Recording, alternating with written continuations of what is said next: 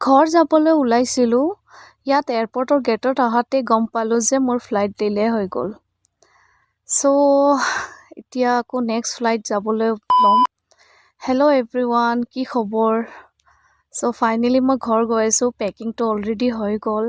ঘৰ যোৱাৰ কাৰণে মেহেন্দি অকণমান লগাই ল'লোঁ।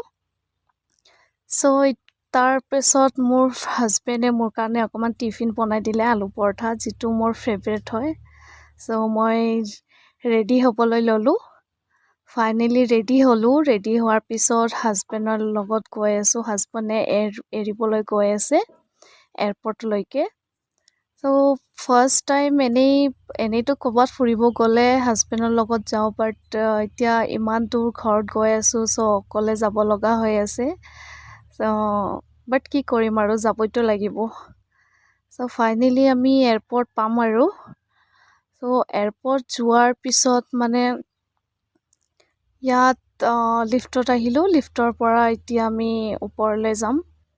ওপৰত অহাৰ পিছত মানে তাৰ পৰা আকৌ ওপৰলৈ যাব লাগিব। চ' এইটো এয়াৰপৰ্টৰ বাহিৰৰ দৃশ্য হয়, দেখিবলৈ বৰ ধুনীয়া, ইমান ডাঙৰ। আৰু ইয়াৰ পৰা ওপৰত গ'লে আৰু ধুনীয়া দেখা পাব দৃশ্যখন। চাওক, দৃশ্যখন ইমান ধুনীয়া, বহুত ভাল লাগিলে, মানে কি ক'ম আৰু, ইমান ধুনীয়া দেখাত। এইটো মুম্বাই এয়াৰপৰ্ট হয়। মই গৈ আছোঁ মুম্বাই টু গুৱাহাটী।